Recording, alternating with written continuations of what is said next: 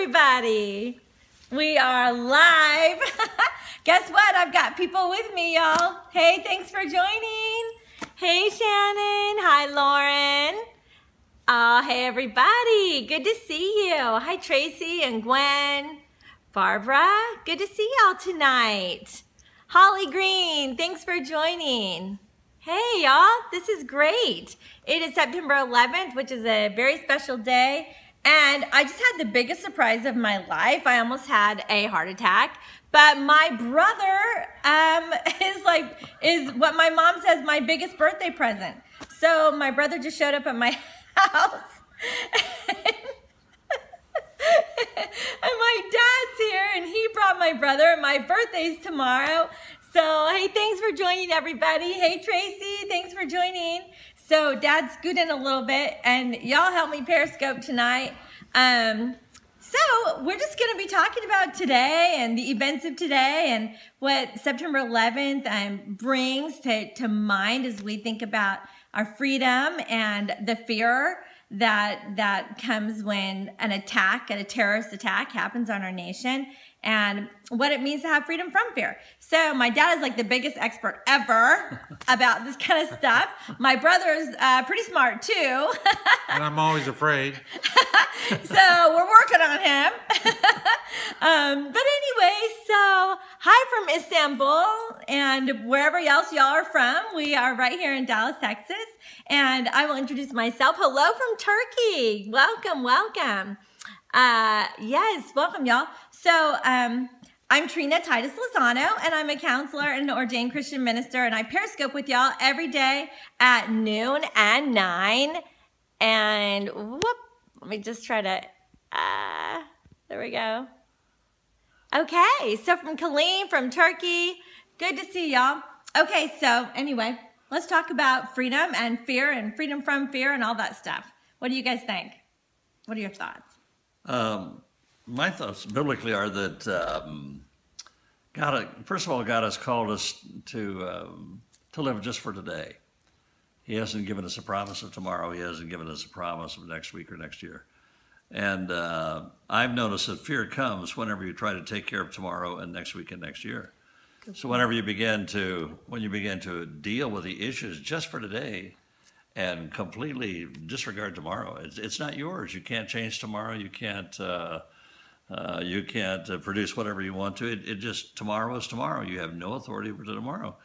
And if you just take care of things of today, that literally eliminates the far majority of fear, because I don't have tomorrow. It's whenever I begin to just decide, tomorrow's not mine, so I'm not going to worry about it, because you cannot, whatever you worry about is not going to happen anyway. It doesn't do any good to worry. We don't have the power. Yeah. We don't have the power to make sure things don't happen. And that's the way fear is when people get afraid, they want to control more to make sure that the bad stuff doesn't happen. Sure. Yeah. But you don't have the power to make it. For sure. Make it not happen anyway. If you don't reach into the future, you're not going to have fear.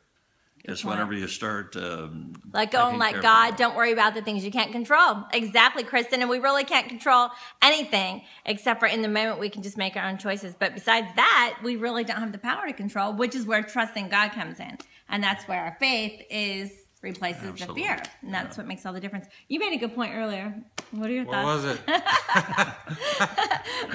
We were talking about the parable of the talents just in our conversation. Oh, okay. So in the parable of the talents, basically the master gives talents to 3 people. To the first 2 people, he gives talents, and then they take those talents, which was really just money.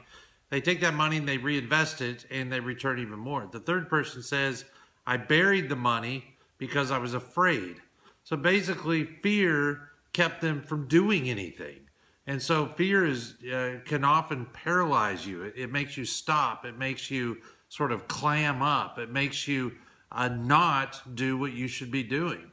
And so, people have different reactions, let's say in a crisis or in a moment of emergency. Some people in fear will do nothing.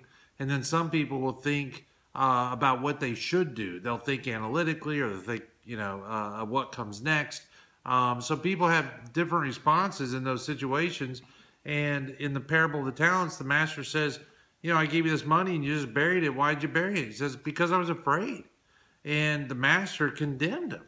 Whereas the first 2 says, I took what you gave me and I multiplied it. You know, when you invest something, you're not guaranteed that it's going to pan out. You're not guaranteed it's going to work out. You just do your best. But you're stepping out in faith. You're stepping out to do something with what you have rather than being afraid and doing nothing. And I like the point that you made is that the master was not okay with that. They weren't okay.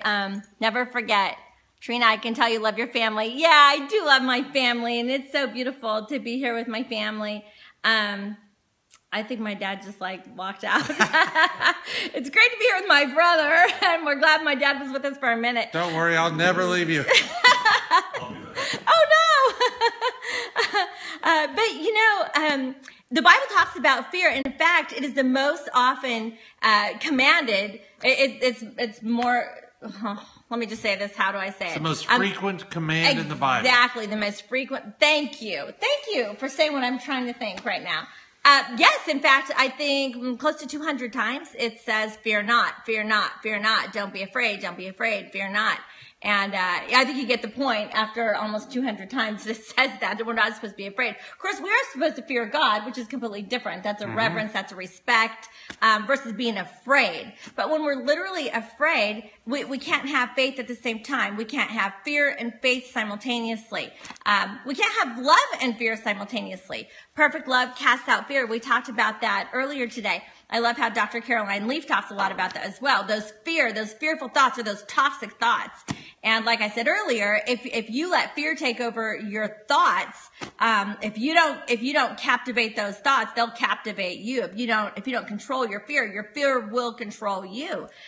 Psalm 91 is so good and comforting with the issue. It definitely is. Is that the psalm we were talking about? Mm-hmm. Yes, that's the psalm my dad and I were talking about. It's long. It's pretty long, more than we could read. You used to read it every night when you were a little girl. Oh, that is so cute, Holly. That's precious. It does comfort you. My mother-in-law was quoting today Isaiah 54 and verse 13. I will teach all your children and they will enjoy great peace. You will be secure under a government that is just and fair. Your enemies will stay far away. You will live in peace and terror will not come near. So even though at times like this, when there was this terrorist attack on our nation, it doesn't mean that we personally have to live in terror. We don't have to live in terror because we can make a different choice, which is to trust God above and beyond any circumstance. And that trade-off is so worth it. The scripture is Isaiah 54:13. Isaiah 54:13. Okay? Dad, are you coming back? Yeah, I'm coming back. Yeah. We're not going to Periscope for too much longer tonight. We're in the middle, already starting birthday celebration for tomorrow. But any final thoughts about fear, y'all? I want to encourage everybody to take a so what attitude. Doesn't matter. So what? And if you follow that to the end of whatever it is that you're fearing, so what? So what? So what? I mean, what if I die? Well, then I go to heaven. So what if I run out of money?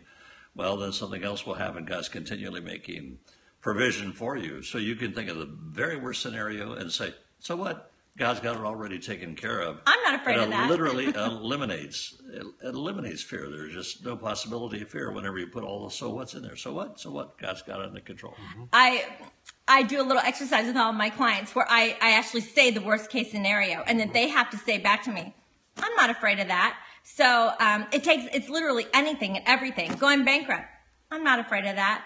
Another terrorist attack on our nation. I'm not afraid of that. I don't want it to happen. I'll do whatever I can that it wouldn't happen, but I don't have the power to make sure it doesn't happen anyway.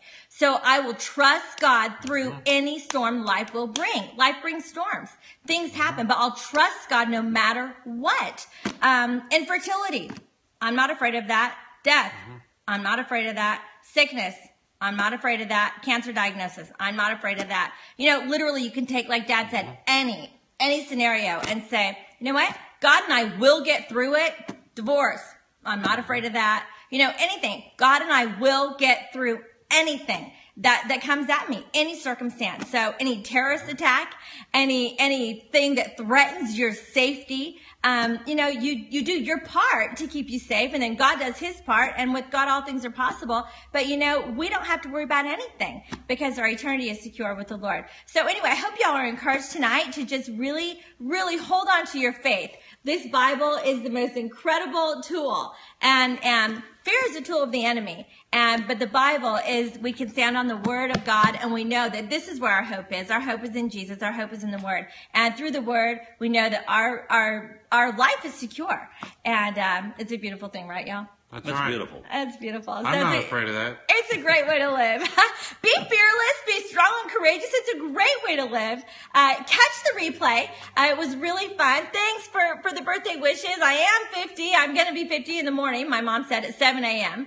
California time, actually, because I was born in California. But so we're going to be celebrating. We're starting our celebration right now. And we're going to be fearless, right, as we celebrate. Right. And just have a good time. I love being a woman of faith. I love being a woman of God. Y'all catch the replay. The noon episode today was with my mother-in-law, and she's just a woman of faith. So y'all catch that. I'm Trina Titus Lozano, and you can check out my website if you'd like to see past Periscopes, TrinaTitusLozano.com. And you can see previous series and past episodes. I will be with you every day at noon and 9. Even tomorrow on my birthday, I will be with you noon and 9 Central Standard Time, Texas time, as we like to say around here. So y'all have a good rest of the night, and thanks for Periscoping with me. Bye.